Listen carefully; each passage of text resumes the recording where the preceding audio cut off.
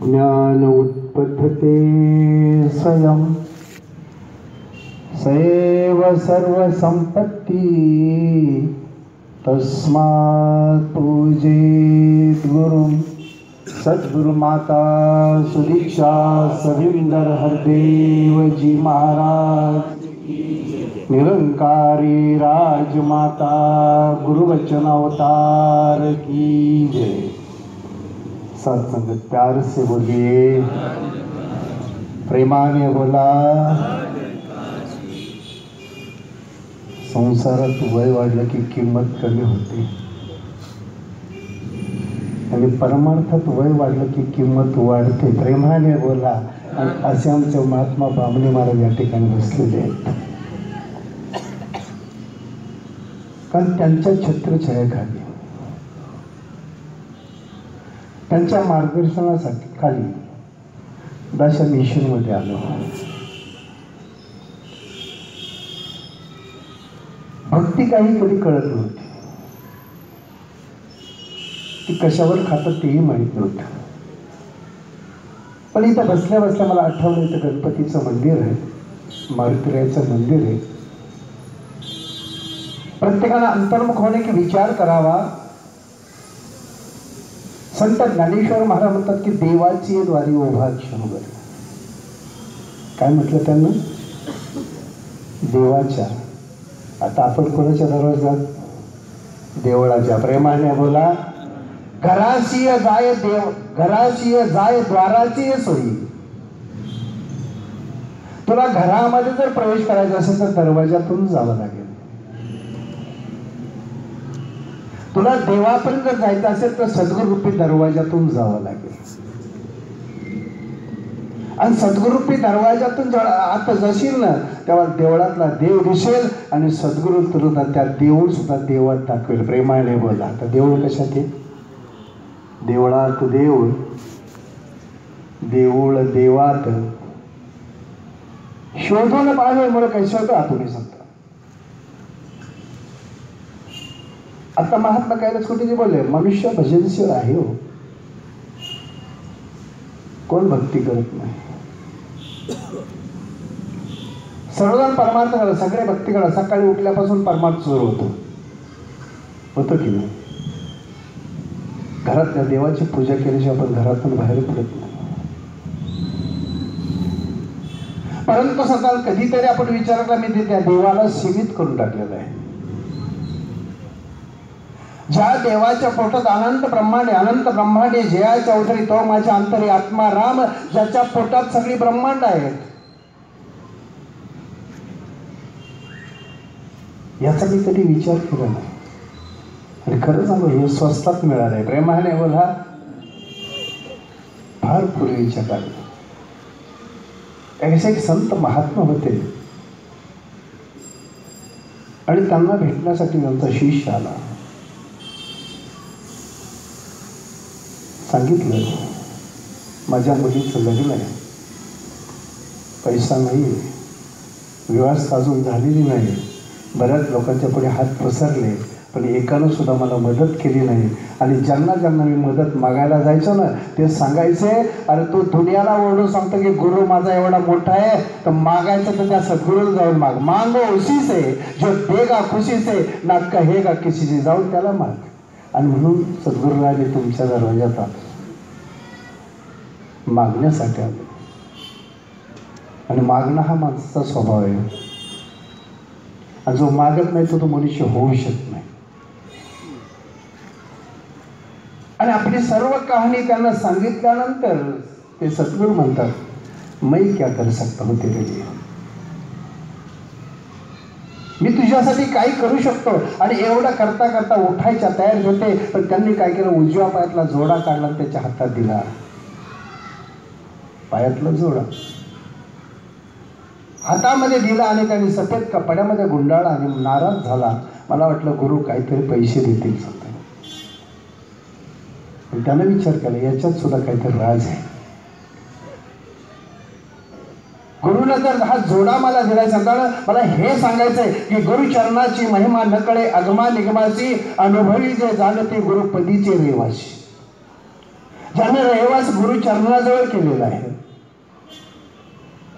अनुभवी जे जाणती गुरुपदीचे रहिवासी, कोटी ब्रह्म हत्या हरती करता दंडवत, लोटांगण येता मोक्ष लागे पायात. अशा सद्गुरूला फक्त लोटांगण घातलं तरी मुक्ती मिळते, काय करावं लागत नाही.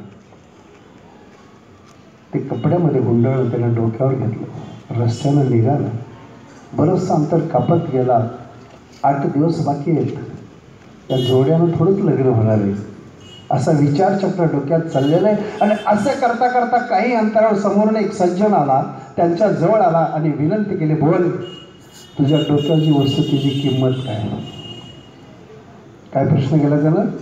तुझ्या डोक्यावरची वस्तू त्याची किंमत काय सांग, तू म्हणशील तेवढी किंमत द्यायला मी तयार आहे. जाताना हा विचार करा, असून 100-125 रुपयाचा जोडा, याची काय किंमत होणार? तो काहीच बोलला नाही. तेव्हा समोरचं असं म्हणतं, एक काम कर, हे माझ्याकडे 10 उंट आहेत, त्याच्यावर सोनं आहे, नाणं आहे, पैसा आहे, चांदी, लाखो करोड रुपयाची इस्टेट त्या उंटावर मी ठेवलेले, हे सगळं घे आणि ते मला दे. प्रेमाने बोला.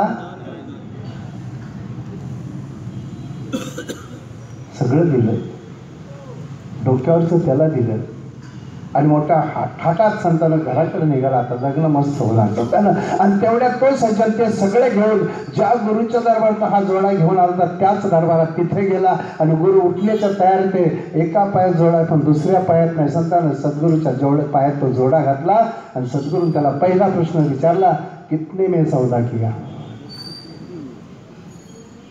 त्या सद्गुरून त्याला प्रश्न विचारला की हा कितने में सौदा किया? सगळी कहाणी सांगितली. तेव्हा सद्गुरू म्हणतात, अरे ये तो बहुत सस्ते में हो गया. प्यार से बोलिए, गुरु चरणाचा स्पर्श होणं, सद्गुरूचं स्पर्श होणं, सद्गुरूच्या चरणावर डोकं ठेवणं हे स्वस्त आहे. सांगताना स्वस्तात झाले सांगताना. आणि तुम्ही आम्ही भाग्यवान सांगताना. आपण हा जो देव घेतलाय ना, फुकट नाही घेतला. महात्मा म्हणले, देव फुकट देतात, फुकट नाही मिळत. प्रेमाने बोला. पहिल्या प्रणात काय दिलंय तुम्ही? याची किंमत किती तेवढी सांगा मला. ज्यानं आपलं तन दिलंय, ज्यानं आपलं मन दिलंय, ज्यानं आपलं धन दिलंय, सगळ्याला सद्गुरूला दिलंय. आणि दिल्यानंतर गुरुनं देव दिलाय. मग तनाची किंमत सांगा, धनाची किंमत सांगा आणि मनाची किंमत सांगा.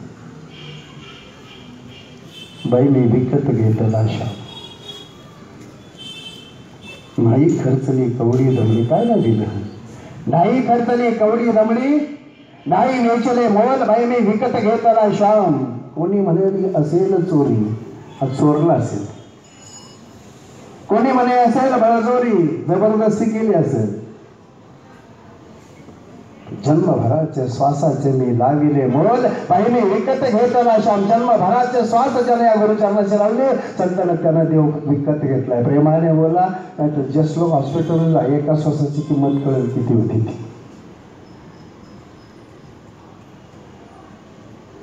ज्याला सगळे श्वास याला लावले, फुकट आहे गाव सांगतो. फक्त आम्ही म्हणतो देव घ्या कोणी, देव घ्या कोणी, ऐकायला घर बसवले. लोक म्हणले देव न लगे. लोकांनी म्हटलं नको आम्हाला, माणसांना देव नको, पण देवानं सगळं देव हे प्रत्येकाला वाटतं. मनुष्याला देव नको आहे, पण देवानं सगळं द्यावं. सकाळी उठल्यापासून देवा पुढे नवस करतो माणूस. देवा आजचा दिवस चांगला जाऊ देत, देवा मला लॉटरी लागू देत, देवा माझी तब्येत ठीक ठेव. पण ह्याला कुठं माहिती एक ना एक दिवशी जाणार आहे. प्रेमाने बोला. याला ठीक ठेवून काय फायदा आहे? संतांनी हे संतांनी डिमांड देवाकडे केवढा संतांना. पण म्हणतात की इथं जगामध्ये देव कुणाला नको आहे, तुझं व्हावा आहे देव. आणि एक संत महात्मा की जर तुम्हाला खरं वाटत असेल तुम्हाला देव पाहिजे का, तुझं व्हावा हे देव, तरी एकच उपाय, हे मस्त कठीण ना करी संतांच्या याच्यानं. फक्त एक काम कर, हे लोक संतांच्या झुको. पाहिजे असेल तर लाखो लोक परमार्थ करतात, त्यातलं एकाला जिज्ञासा तयार होते. प्रेमाने बोला. लाखो लोक देवदेव करतात, लाखो लोक पूजा अर्चा करतात, लाखो लोक तीर्थयात्रा करतात, लाखो लोक होम हवन करतात की नाही? समजा त्या लाखामध्ये एखाद्याला गुरु भेटतो, सगळ्याला भेटत नाही. समजा लाखात एक. आणि हे वचन सांगतात कृष्ण परमात्माचा अर्जुना. आणि असे लाखो लोक जेव्हा परमार्थ करतात, भक्ती करतात ना, त्यातल्या एकाला जिज्ञासा तयार होते. वाटतं त्याला देव पाहावा, जयास वाटे त्याला, त्यातल्या एकाला वाटतं जयास वाटे देव पाहावा असं ज्याला वाटतं समजा तो सत्संगमध्ये येतो. त्याने सत्संग करावा, त्यानं सत्संगामध्ये यावं स्वतःनं असं वाटलं. असं लाख लोकांमध्ये ज्यांना वाटतं ना त्या लाखात एकाला ज्ञान होतं. प्रेमाने बोला. अशा लाख लोकांना वाटतं ना देव पाहावा, त्यातले एकाला देव मिळतो. आणि एकाला देव म्हणतो, असे 1,00,000 होतात ना त्यातले एकाला कळतो. प्रेमाने बोला.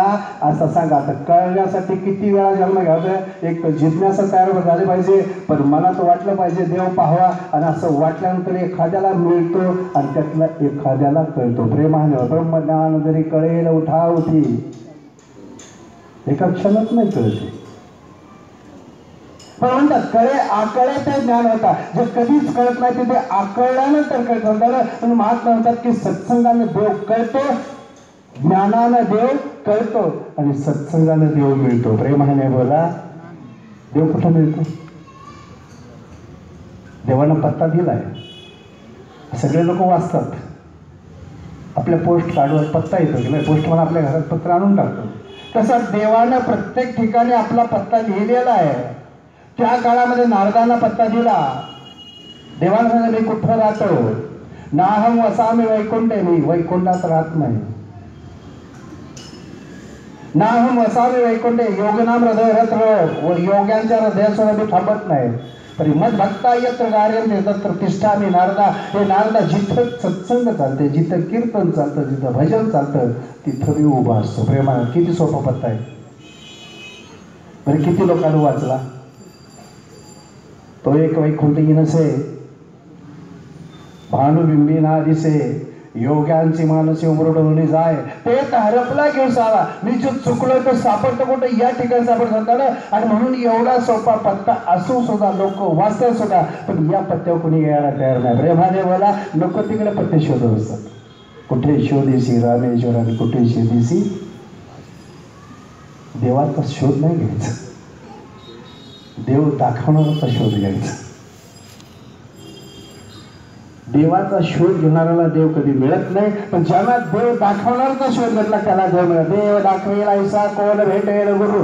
नामदेवराय म्हणतात असं जगात कोण गुरु आहे का जो देव दाखवू शकतो? कोण गुरु?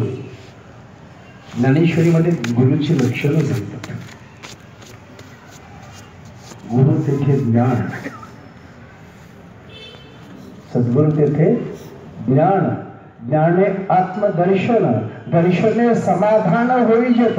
या 3 प्रक्रिया होणं गरजेचं आहे. गुरु ज्याला मी सद्गुरु म्हणून स्वीकारतो ना त्याच्याकडे ईश्वरीय ज्ञान असावं, पोट भरायचं नको.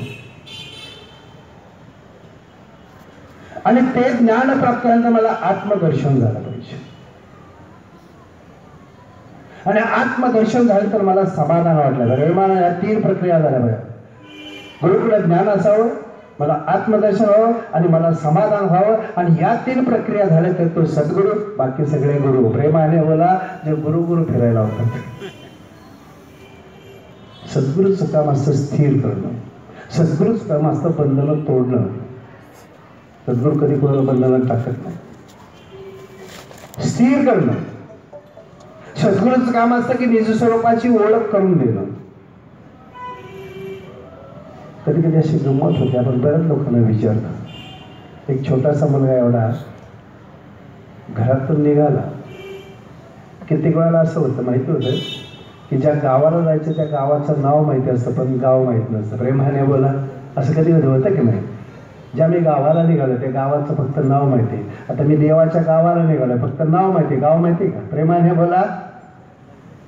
एखाद्या आपण गावाला जातो त्या गावाचं नाव माहित असतं पण ते गाव माहित नसतं. तसं देवाच्या गावाला आम्ही चाललोय, देवाचं नाव माहित नाही पण देवाचं गाव कुठे? प्रेमाने बोला. आणि म्हणून तर त्या मुलाला रस्त्याने निघाला. रस्त्यावर आल्यानंतर गंमत झाली की 3 फाटे फुटले. एक उजवीकडे, एक डावीकडे, एक समोर. आता मुलगा भ्रमामध्ये आला, तर नेमकं कुठल्या रस्त्याने जाऊ, कुठल्या रस्त्याने जाऊन मुलगा त्याच ठिकाणी थांबला. तिथे 80 वर्षाचे वयस्कर बसलेले होते. त्या मुलाने एक प्रश्न केला, बाबा हा रस्ता कुठे जातो? बाबांनी उत्तर नाही दिलं. मुलाला वाटलं बहिरे असतील, ऐकायत नाही, 80 वर्षाचं वय आहे. मग परत प्रश्न केला, बाबा मी तुम्हाला विचारतो हा रस्ता कुठे जातो? तरी उत्तर नाही मिळालं. तर मोठ्याने म्हटलं, बाबा मी तुम्हाला विचारतो हा रस्ता कुठे जातो? तर त्या बाबाने वर पहिल्याने विचारलं, बाळा मला विचारतोस? काय विचारतो? अहो बाबा तुम्हाला विचारतो की हा रस्ता कुठे जातो? त्या वयस्कर माणसाने त्या मुलाला पायापासून डोक्यापर्यंत पाहिलं, हात जोडून विनंती केली, बाळा 40 वर्ष झालं मी या जागेवर येऊन बसतोय. किती वर्ष? 40 वर्ष झाले मी या जागेवर येऊन बसतो, पण अजून पण हा रस्ता कुठे गेलाच नाही. प्रेमाने बोला, मला सांग तुला जायचं कुठं तेवढं सांग. आज जगामध्ये फक्त विचार, हा रस्ता कुठे जातो, हा मार्ग कुठे जातो, ही वाट कुठे जाते. संतांना हे लोक विचारतात, पण अजून निश्चित नाही की नेमकं आपल्याला जायचंय कुठं. ज्या दिवशी तुम्ही ठरवाल ना की मला जायचं कुठं, जाऊ देवाची गावा, कुठं जायचं हे पहिलं ठरवा. मग एकदा ठरवलं की संतांना तुम्हाला तो मार्ग दाखवायसाठी सगळं. म्हणून सांगावं असं वाटतं, रस्ता विचारू नका. आणि ज्यांना असं ठरवलं की मला नेमकं जायचं कुठं, आने की बात कौन, जाने का घाट कौन, कौन में कौन समाया, इतनी कुछ बात मालूम नाही तो काहे को नर मगाशीच्या मनुष्य जन्माला आलायचं. आलास कुठून, जाणार कुठून? अंतर्मुख म्हणून माणसाने विचार करावा सांगतो ना की मला शेवटी जायचंय कुठं. जगात फक्त 2 गोष्टी खऱ्या आहेत, बाकी सगळं खोटं आहे. प्रेमाने बोला, हे तुम्ही बसलाय ते खोटंच आहे.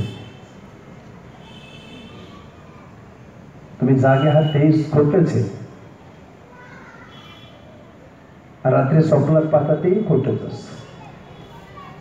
जगामध्ये फक्त 2 गोष्टी सत्य आहेत, ते आणि ते म्हणजे पहिली गोष्ट देव आणि दुसरा तुमचा मृत्यू. कोण ना कबूल करेल? प्रेमाने बोला, मृत्यू निश्चित आहे, खरं आहे की नाही? आणि संतांना मृत्यूची ती घडी टाळताना टळे आणि भक्ती कर वेड्या, भक्तीने मुक्ती मिळेल. संतांना म्हणतात की बाबा रे एक काम कर, भक्ती कर आणि भक्तीने तुला मुक्ती मिळू शकते. मग भक्तीच्या वाटा मारुतीरायाने विचारल्या होत्या, काय त्या भक्तीच्या वाटा माझं सांगायला असं म्हटलं. तुकोबरायानं मारुतीरायाला विचारलं, शरण शरण हनुमंता धन्य अंजनीच्या सुता, अरे काय त्या भक्तीच्या वाटा माझं सांगाव्या सोबडा. मारुतीराया सांगा की तुम्ही त्या रामाला आपल्या हृदयामध्ये कसं काय ठेवलं, तुम्ही तुमच्या गुरुला प्रसन्न कसं काय करून घेतलं. तुकोबरायानं मारुतीरायाला विचारलं. आणि आज शनिवारी तुम्ही देवळात गेला, काय काय मागितलं? प्रेमाने बोला, तुकोबरायासारखं तर नाही मागितलं. खरं सांगा, याच्यामध्ये आपण काय मागत होतो मारुतीला? ताकद दे, बळ दे, सामर्थ्य दे, पण त्याला कधी भक्ती नाही मागितली. आणि संतांनी जगातला सर्वात श्रेष्ठ जर भक्त कोणाचा तर मारुतीला आहे, ज्याच्याकडे किंतु परंतु नाही आहे. एवढा मोठा भक्त की ज्याच्याकडे किंतु परंतु नाही, आणि त्याच्या प्रांगणामध्ये तुम्ही मी सत्संग करतो. असं जीवनामध्ये संतांना पहिली गोष्ट की माझं अज्ञान मला कळालं पाहिजे. आणि सद्गुरू ज्ञान देतो म्हणजे काय करतो माहिती की तुमचं फक्त अज्ञान बाजूला काढतो, बाकी काय करत नाही. ज्याला मी देव समजतो ना तेव्हा मला कळतं नाही खोटं आहे. प्रेमाने बोला. आता विचार करा, हे आपण मुंबई सेंट्रलमध्ये बसलेलो आहोत.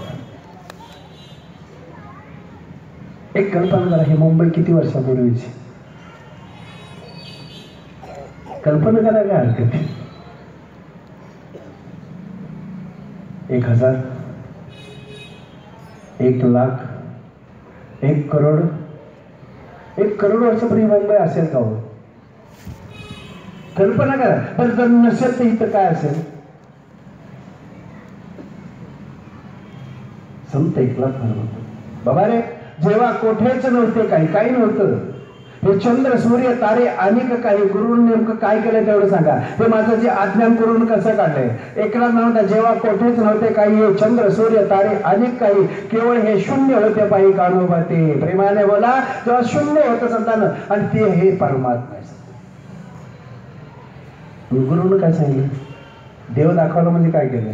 ज्याला माझी भक्ती करतो, ज्याचा परमात्मा ज्याला पूजत होतो ना, हे माझं अज्ञान होतं. कधी कळालं? आकळ्याचं ज्ञान होता. मला कधी कळालं, सद्गुरू संतान हे माझं अज्ञान दूर केलं. संतान ज्याला मी देव म्हणून पूजला, ज्याची मी भक्ती केली, आणि म्हणून ज्ञानेश्वर महाराजांना बाबांनी आतापर्यंत जे केलंय ते ठीक आहे, पण याच्या पुढे तुम्हाला सांगतो की तुम्ही हे काम करा, तुम्ही वृत्त नियमन करावे, हे करू नका. आता करतो की नाही, वृत्त करतो की नाही, नियम करतो की नाही. तुम्ही वृत्त नियमन करावे, तुम्ही शरीरात न पिडावे, दुरी तेगाच बचावे तीर्थाशी, तुम्ही देवी देवांतरण बजावे. हा शब्द संत ज्ञानेश्वर महाराज म्हणतात, बाबांनो एक काम करा, तुम्ही वृत्त वैकल्य उपवास करत बसू नका. उपवासानं देवाचा तपास होत नाही. नियम करा, पण सत्संगला यायचा करा. नियम करा, समारंभला जायचा. नियम करा, साधू संतांची सेवा करण्याचा नियम करा. फार पूर्वी मी एका कीर्तनामध्ये असं ऐकलं होतं, संतांना एक मनुष्य होता, नास्तिक होता. त्याला देव भक्त संत असलं काय आवडायचं नाही, फक्त आवडायचं 4 वेळा खायला, प्रेमाने बोला. आणि त्याचे 2 भाव सात्विक होते, परमार्थिक होते. भावना वाटायचं हे वाया जाईल, काय पण करून याच्यावरती संस्कार होणं गरजेचं आहे. त्याने सत्संगमध्ये यावं, कीर्तनामध्ये यावं, भजनामध्ये यावं, असं त्यांना वाटायचं. तर ते लाख प्रयत्न करायचे, अशा महात्म्यांना घरी बोलवायचे, आणि घरी बोलवलं की हा वळखायचा, आता आली बिहार, हे आपलं आता डोकं खाणार सगळं, ते कुठेतरी निघून जायचं. आणि निघून जायचं असं बऱ्याच वेळा झाल्यानंतर सांगताना एक दिवस काय झालं सांगताना, अचानक एक संत महात्मा आले, तिने नेमकं घरातच होतं. प्रेमानं आता घरात होतं म्हटलं तर म्हटलं ह्याचा ढोस ऐकावं लागणार. त्याने काय केलं, दरवाजा आतून बंद द्यायला, आतमध्ये बसलं. बाहेरच जायचं नाही, महाराज जायचं बरं, जायचंच नाही. बराच वेळ झाला. ते महाराज पण हट्टी होतं, एक दिवस तिथंच राहिलं. आता ज्याला दिवसातून 4 वेळा जेवायची सवय, कशी झाली असेल परिस्थिती. महाराज तिथंच राहिलं. दुसऱ्या दिवशी दुपार झाली, संतानं ते दरवाजातून बघायचं, पण ते महाराज तिथंच. संतानं आता पोटात कावळे ओढल्यानंतर करणार काय, भूक लागल्यावर त्याने दरवाजा उघडला, तर महाराज समोर होते. संत म्हणलं, महाराज ते भक्तीचं ढोस मला बाजूला, आता मला भूक लागेल, पहिलं जेवायची व्यवस्था करा. संतानं म्हणलं, ठीक आहे, तुला जेवायचं तर जेव, माझं ना नाही, पण जेवणामध्ये एक गोष्ट करशील. म्हणलं, काय? एक नियम. कुठला? मला उपवास जमणार नाही, मला तीर्थयात्रा जमणार नाही, मला सत्संगला जायचं जमणार नाही. या असल्या गोष्टी सांगून मला सांगा काय करायचं. म्हणलं, काय नको करूस, एक काम करतोस. किती वेळा जेवतोस? म्हणलं, 4 वेळा. फक्त एक काम करायचं, कोणाला तरी कुंकू किंवा गंध पाहिल्याशिवाय जेवायचं नाही. काय सांगितलं? कपाळाचं कुंकू किंवा गंध पाहिल्याशिवाय जेवायचं नाही. हा म्हणलं, सोपं आहे, आपलीच बायको घरात आहे, प्रेमाने कुठं बाहेर राहायचे आपल्याला. उठलं की तिला बघायचं, जेवायचं. असं त्याला म्हटलं, ठीक आहे, हा नियम मला जमेल. नंतर त्याने नियम ठरवला आणि सुरुवात केली. आणि म्हटले, ते महाराज निघून गेले. ह्याने काय केलं संत? रोज नियम असं महाराजांना सांगितले ना, आंघोळ वगैरे झाली की सगळं घरात बघायचं, कुणाला तरी कुंकू गंध बघायचं की जेवायचं. असं बरेच दिवस, 6 महिने त्याने नियम केला. 6 महिन्याचा नियम झाल्यानंतर एक दिवस गंमत झाली. ती कुठून तरी आंघोळ करून आलं, घरात आलं, बायकोच्या कपाळाला कुंकू नाही. प्रेमाने बोला, त्याला काळ सुट्ट झाले. गावाकडे कुणाच्या कपाळाला कुंकू नाही. आता गावात गेलं, कुठल्या बुवाला गंध नाही लावला. आता करायचं काय सांगताना, पण मनात विचार केला, तर इतक्या दिवस केला, मोडायचा कसा नियम? एवढे दिवस केलाय ना समजा, आता हा नियम मोडायचा कसा? ते शेजारच्या गावात गेलं, तिथं बी तीच परिस्थिती, तिथंही सुट्ट झालेलं. असं करता करता भूक लागलेली आहे, पण म्हटलं नियम मोडणार नाही, कारण महाराजांनी नियम सांगितला आहे. आणि असं शेतातून निघालं होतं, तिथे एक शेतकरी नांगर चालत होता, आणि त्या नांगराजवळ गेलं. आता नेमकं शेतकरी खाली वाकलेलं प्रेमान, आणि खाली वाकल्याबरोबर त्याने खाली वाकून वर बघितलं, आणि त्याला गंध दिसला, आणि पाहिलं रे पाहिलं म्हणून जोरात ओरडला, आणि परत सुटला. आणि शेतकऱ्यानं जसा नांगर वर काढला ना, सोन्यानं भरलेला हंडा वर आला. प्रेमाने मला जसा हंडावर आला, शेतकऱ्यानं तो हंडा बाजूला ठेवला, आणि शेतकरी त्याच्या मागे पळत सुटला. अर्ध देतो, बोलून सांगू नकोस. अर्ध देतो, कुणाला बोलून सांगू नकोस. आता विचार करा, ह्याला काय माहिती होतं? काय पाहिलं त्यानं काय पाहिलं होतं? ते काय पाहिलं होतं कसं? शेतकऱ्याने त्याला तिथं पकडला आणि जवळ आणला, ते सोन्याचा हंडा पाहिला. लालच नाही निर्माण झाली, लालच निर्माण झाले, मनामध्ये विरक्त अवस्था निर्माण झाली. आणि मनातल्या मनात म्हणतो, अरे एक त्या साधूचा शब्द ऐकला तर एवढं मोठं गबाळ मिळतं, रोज सत्संगाला करणाऱ्यांना किती मिळत असेल. प्रेमाने बोला, तो काय म्हणे, ते सुखा काय होऊ नये आणि यांना काय मिळत. आणि म्हणून तो तिथं आला. सांगण्याचं तात्पर्य सांगताना, नास्तिक असणारा माणूस सुद्धा आस्तिक होऊ शकतो जर सत्संगामध्ये आला. पण त्या ज्ञानेश्वर महाराज झाले, बाबा हे लोक परमार्थ करणार नाही, पण एक काम कर, झडगडोनी वाहिला रे भक्तीचे वाटे लाग, मग पावसी अव्यंग निषेधा माझे तू मन हे मीच करी माझी हस्ते प्रेम धरी, म्हणजे एका ते नमस्कारी सर्व, मला एकट्याला नमस्कार कर, तू इकडे तिकडे करत बसू नकोस. जो मी अखिल आवशी, जेव्हा माझा असं माझा शब्द ऐकशील ना, तो माझ्याच स्वरूपा पावसी हे अंतरीचे तुझं बसे, तुझ्याजवळ आतलं सांगतो सांगताना हे जर माझं ऐकलं ना, शेवटी तू माझ्या स्वरूपामध्ये विलीन होशील. मोक्ष मूलम गुरुकृपा. गरज आहे मनुष्याला. आणि आता सांगितलं जातं की प्रत्येक मनुष्यासाठी हा बोध आहे. कुणाला सांगितलंय? थोडासा संसार करून बाजूला नाही, प्रेमाने पूर्ण होत नाही त्याला संसार म्हणायचा, म्हणजे पूर्ण होतो त्याला परमार्थ म्हणायचा. आता पण कोण सांगायला आला का संसार पूर्ण झाला म्हणून? आलाय का कोण सांगायला? जे पूर्ण होत नाही त्याला संसार म्हणायचा, जे पूर्ण करता येतं त्याला परमार्थ म्हणतात. आणि ज्यांना पूर्ण परमार्थ केलं त्यांचं नाव रेकॉर्ड मध्ये असं, आणि ज्याने आयुष्यभर संसार केला संतांना त्याचं नाव कुठं घेतलं जात नाही. प्रेम हा घेतलं जातं. आणि मग माणसानं त्या गोष्टीची विचार करत सांगितलं की हा जो मनुष्याचा सुंदर जन्म मिळालेला आहे, येण्याची जन्म म्हणजे ओळखावे, होतेची उतरावे, आपणाशी आपण नाही तरी जोडावे. नरक संत म्हणतात की काय कर बाबा, याच जन्मामध्ये तो ईश्वराशी नातं जोडू शकतो, इतर योनीमध्ये नाही. आणि हे नाव यायला एवढं सोपं नाही. जयाचे वाचे पुढे होजे, हे नाम नाचत असे महाजे, ते सहस्त्रवरी जन्म घेईजे एक वेळाला. अरे हजारो जन्म घ्यावे लागतात तेव्हा कुठेतरी मुखात नाव येतं. हे तुमच्या मुखात असंच नाही आलं. प्रेमाने मला काय का म्हणतात, आम्ही त्यातलं काहीच केलं नाही तरी आमच्या गुरुने कृपा केली. संतांना असं समजू नका जन्मोजन्मी आम्ही बहुपुण्य केले म्हणून इथं आलाय, असं नाही. तुम्ही आला जन्मोजन्मी आम्ही बहुपुण्य केले म्हणून या विठ्ठले कृपा, या गुरुनं तेव्हा कृपा केली. तुमचं जन्मोजन्मीचं पुण्य फळले बहुत दिवसा, भाग्य उदयाचा ठसा, झालो सन्मुख तो कैसा, संत चरण पावलो. आज फिटले माझे कोडे, जन्म मरणाचे साकडे, हे कोंदटले पुढे परब्रह्म हे सावळे. आलिंगने संतांची आ, दिव्य झाली माझी काया, मस्तक हे त्यांच्या पायावरी ठेवी. मी ज्या दिवशी मस्तक या साधू संतांच्या चरणावर झोकल करणार, ही काया दिव्य झाली. याच्या अगोदर विचार केला माझ्या पायावर कुणीच पडत नव्हतं. प्रेमाने बोला, कोण पडलं होतं का तुमच्या पायावर? पडलं होतं का? आणि आता ही काया दिव्य कशानं झाली? गुरुच्या ज्ञानानं झाली. कोण विचारत होतं तुम्हाला? कौन पुस्तका मुझे तेरे बनने के पहिले बुझावा दीपक था तेरे रोस्ट, कोण विचारत होतं तुम्हाला संतान? पण आज संतान एखाद्या घरात गेलं लोक पाया पडतात की नाही? लायकी तरी का आपली पाया पडून घ्यायची? पत वाढवणारा सद्गुरू, तुमची पत वाढवली, तुमची किंमत वाढवली, तुमचा भाव वाढला आणि लोकांचा भाव खायला लागले. प्रेमाने बोला, सगळं वाढवलं सद्गुरूचं. पत वाढवली, भाव वाढवला, सगळ्या गोष्टीनं वाढवलं संतान. अरे हा सद्गुरू जर जीवनात आला नसतात तर काय झालं?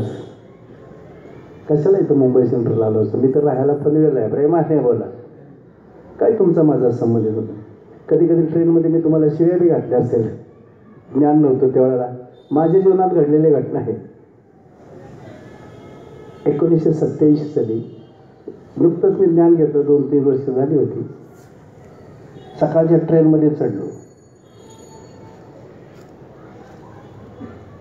आणि एकानं असा जोरात बोटाचा पाय दिला, माझ्या तोंडातून शिवी आली. मागून ते महाराज भोसले महाराज धर्मकार. प्रेमाने बोला, ते महाराजच होतं पाय देणार संतान. त्यावेळेला कान पकडला आणि इथून पुढे संतान कोणी गळा जरी कापला तरी शिवी द्यायची नाही. प्रेमाने बोला, बदल झाला जीवनात. एक सांगू का? आता वाचून कुणी वाचत नाही, लक्षात ठेवा. आतापर्यंत तुम्ही वाचन करत आला असाल बरंचसं, काय गेल्या महिन्यात केलं असेल. महालक्ष्मी वृत्त. प्रेमाने बोला, स्टेशनला एक नवतरुण जोडपं उभं होतं आणि 90 वर्षाचे वयस्कर महात्मा तिथं बसले होते आणि ते येऊन त्या बाकड्यावर दोघे बसले आणि त्या मुलानं खिशातून रामरक्षा पुस्तक काढलं. 25 वर्षाचा तरुण आहे, 22 वर्षाची तरुणी मुलगी, नवरा बायको तिथं बसलेले आहेत आणि 80 वर्षाचा मनुष्य बाजूला बसलाय आणि त्या दोघांकडे पाहून त्याला एवढं कुतूहल वाटलं, एवढं मोठं आश्चर्य वाटलं की या वयात आणि अशा परिस्थितीत, अशा सिच्युएशनमध्ये हा रामरक्षा वाचतोय. प्रेमाने बोला. त्याला जर ऑड वाटलं संतान की नुकतंच लग्न झालंय, म्हणलं ह्याचं काय संतान. आणि सोय ते बाबा त्याला म्हणले, वा सात्विक आहेस, भाग्यवान आहेस की ज्या आई वडिलांच्या पोटी तू जन्माला घाललास. एवढी आवड परमार्थाची, एवढी आवड रामाची, एवढं तर रामायण पाहिलंय. त्यावेळेस तो ताडकन मुलगा म्हणतो, बाबा तुम्ही मला काय समजता. ते बाबा हैराण झाले. अहो तुम्ही मला काय समजता, अख्खं रामायण कोळवून पेलोय. तो काय बोलला, मी अख्खं रामायण कोळवून पेलोय. ते म्हातारं गप्पच बसलं सगळं. आणि तेवढ्यात लोकल आली. काय झालं, लोकल आली ठाण्यावरून CST ला जायला आणि ते तसंच उठलं, पुस्तक खिशात घातलं आणि गाडीत चढलं. आणि जसं गाडीत चढलं, गाडी सुरू झाली, त्याच्या लक्षात आलं बायको खाली राहिली. प्रेमाने बोला. चढल्यानंतर लक्षात आलं की पत्नी खाली राहिली संतान. आणि कसं तरी विक्रोळी स्टेशनला गेलं, तिथून परत आलं. त्यावेळेला ते वयस्कर मनुष्य म्हणला, बाळा घाबरू नकोस, तुझ्या बापासारखा आहे, तुझ्या आज्यासारखा आहे. मला माहिती आहे तू गावाकडतेस, पण तो येईपर्यंत मी तुझा सांभाळ करेल. आणि थोड्या वेळाने ते परत आलं, खाली उतरलं आणि त्या बाबांचे पाय धरले. म्हणलं बाबा क्षमा करा, आज तुम्ही होता म्हणून ही वाचले. प्रेमाने मला. तर बाबा पाठ कर म्हणले, आज मला कळालं की तुला रामायण किती कळाले. प्रेमाने बोला. जो रामायण कोळून केलाय संतान, अर्थाविन पाठांतर कासया करावे, व्यर्थचे मरावे गोकुलिया. तुका म्हणायचं अर्थ नाही भेटी, नाहीतरी गोष्टी करू नका, बोलूच नका संतान. म्हणले मला आज कळालं की तुला रामायण किती का. म्हटलं कसं काय. अरे म्हटले, ज्या गोदावरीच्या काठी रामचंद्र संतांच्या नावेत चढले ना, सीतेला वर चढवलं, नंतर आपण चढले. प्रेमाने बोला. आणि तू बायकोला खाली ठेवतो, पहिला लोकल पकडतो, तुला काय रामायण करायचं. मला सांगायचं तात्पर्य संतान, कळे आकळे हे कधी कळे संतान की जोपर्यंत मला माझं हे अज्ञान जाणार नाही संतान. नुसतं वाचून वाचून पोटी पडपड जगमगा पंडित भयानक होय, 10 अक्षर प्यार के पडे सो पंडित होय संतान. आज गुरुनं तुम्हाला पंडित बनवलंय. प्रेमाने बोला. आज ते प्रेम मला मिळाले आणि माझ्या गुरुचं जे प्रेम आहे ना, हे स्थिर आहे, कमी होत नाही. मी लहानपणी जन्माला आलो, 3 वर्षाचा होतो. बसल्या बसल्या विचार करा, माझं प्रेम कोणावर होतं. निश्चित आहे ना, 2-3 वर्षाचा होतं. आणि 25 वर्षानंतर कुठं गेलं, सरकलं. प्रेमाने बोला. सरकलं की नाही. आता आई अडचण झाली आणि 2 वर्षांनी एखादं मूल झालं, ते खेळता खेळता पडलं. शिव्या कोणाला दिल्या. खेळता खेळता पडलं तर तो म्हणतो तुला काही दिसत नाही का ते पडलं खाली. संतान मला सांगा, त्याचं प्रेम कोणावर गेलं. जगातले सगळे प्रेम पुढं सरकत चालतात आणि निरंकारी बापाचं प्रेम शेवटच्या श्वासापर्यंत एक सारखं राहतं, ते कधी सरकत नाही संतान. आणि हे प्रेम गुरुनं तुम्हाला दिले. आपले आप प्रेम नाही उपजे, जब ये गुरु चाहे तो होता है. आणि सद्गुरू ते प्रेम तुम्हाला मला दिले संत. ही बाकी प्रेम धोका देणारी. प्रसन्न जवळ आले मोठा धंदा, तू बहीण म्हणेल दादा दादा. प्रेमाने बोला. बहीण पण दादा म्हणती. चांगला धंदा दादाचा चाललाय तर बहीण दादा दादा करणार. आणि दादाचा धंदा बसला तर बहीण दरवाज्यात पण येणार नाही. प्रेमाने बोला. इतिहास आहे माझा खंडाळा तालुका. प्रेमाने बोला. अख्ख्या भारतामध्ये सगळ्याचं बहीण भावांचे भांडणं असतील तर आमच्या तालुक्यात येत. पण सगळं ECZ गेलं. या ज्या बहिणी एवढ्या प्रेम करण्यात येईल, आता प्रॉपर्टीत मागणी मागायला लागला, आमचा हिस्सा आम्हाला पाहिजे. प्रेमाने बोला. राहिलं कुठं प्रेम संतान. आणि म्हणून साधू संतांनी तुम्हाला मला समजावलं की या जगामध्ये संतान आपलं कोणाला म्हणता, आपला आपला तो एक देव करून घ्यावा, त्याने विना जीवा सुख नाही. तुमच्या जीवाला जर सुख व्हायचं तर त्या देवाला एक करा आणि तो देव फक्त निरंकारी बाबाच दाखवू शकतो. आणि सगळंच माझं म्हणतो. माता काय बेटा मेरा है, पिता काय बेटा मेरा म्हणतात की आई म्हणते माझा मुलगा, बाप म्हणतो माझा मुलगा. माता कहे बेटा मेरा है, पिता कहे बेटा मेरा है ना. माता काय ना पिता काय, ये जन्म देने का नाता है. प्यार से बोले. जन्म दिला म्हणून तुम्ही आईबाप झालात, त्याच्या आधी कुठं होता. सास कहे जवाया मेरा है, ससुर कहे जवाया मेरा, ना सास का है ना ससुर का है, ये बेटी देने का रिश्ता है। भाई का है बहन मेरे, बहन का है भाई मेरा है, ना भाई का है ना बहन का है, ये रक्षाबंधन का नाता है। कबीर कहे कमाल मेरा है, कमाल कहे कबीर मेरा है, ना कबीर का है ना कमाल का है, ये हरि भजन गाने का नाता है। अरे तो माया नगर का सौदागर है, तुझे अपने वतन पे जाना है। प्यार से बोले कुठून आला, बशीदासने सुरुवात केली, कुठं जायचं ते पहिले ठरवा। ह्या माये दुनियेत आपण वाढलो, रोज मरतो तरी कळाना, प्रेमाने बोला, रोज मरतो की नाही मनुष्य? बालपण मेलेलं तुम्हाला कळालं का? तुमचं बालपण मेलं ना, आता मागितलं तरी मिळणार नाही। काही काहींचं तारुण्य मेलं, प्रेमाने बोला, मागितलं तरी मिळणार नाही। कोण वृद्धापकाळात आलेत, कोणी आता जायच्या तयारीत आहेत, प्रेमाने बोला। अरे रोज मरतो तर लोकांच्या लक्षात येत नाही, तो म्हणतो अजून आपण अमर आहे, प्रेमाने बोला। अरे अमर नाही समजा, तो क्षणाक्षणाला, तासा तासाला, मिनिटा मिनिटाला, महिन्या महिन्याला, वर्षा वर्षाला तो मरतोय, तरी लोकांना लक्षात। आणि आज माझा गुरु एकच सांगतो की बाबा रे एक काम कर, माझ्या चरणात आला ना तर आपली मरणी कबूल कर। प्यार से बोले, आपलं मरण कबूल कर। आणि ज्याने आपलं मरण कबूल केलं संतानं, त्या संतानं जिवंत असतात। आणि माझा सद्गुरू संतानं मारून टाकतो पहिले, प्रेमाने बोल। आणि मारल्यानंतर ते जे जीवन आहे, तो जो आनंद आहे संतानं, तो जे सुख आहे, त्याचं सुखाचं वर्णन करता येत नाही संतानं। आणि म्हणून निरंकारी मिशन हे एक आहे संतानं, आओ कोई भी पंथी, आओ कोई भी धर्मी, सबके लिए खुला है मिशन ही हमारा। सर्व जातीचे, पातीचे, धर्माचे, संप्रदायाच्या कुठल्याही असतील संतानं, आज एकत्र करण्याची ताकद फक्त सद्गुरू माता सुदीक्षा संधी हरसिंह महाराज संतानं। कारण आमचे पवार महाराज म्हणायचे नेहमी संतानं की आज वास्तविक पाहता जेवढी भांडणे जाती जातीहून चालतात, धर्माधर्माहून चालतात, पंथापंथाहून चालतात। आमचे पवार महाराज नेहमी म्हणायचे, हिंदू असतील, मुसलमान असतील, शीख असतील, ख्रिस्त असतील, कोणी असतील, पण पारिक जर विचार करा तर पहिला तो मनुष्य आहे। तो मुसलमान नाही, तो हिंदू नाही, तो शीख नाही, ईसाई नाही, ख्रिश्चन नाही। तर ते म्हणताना ते म्हणायचे कि हिंदू की सेंधी, मुस्लिम की दाढ़ी, सेंधी दाढ़ी अलग अलग के दोनों का बाल एकच है ना।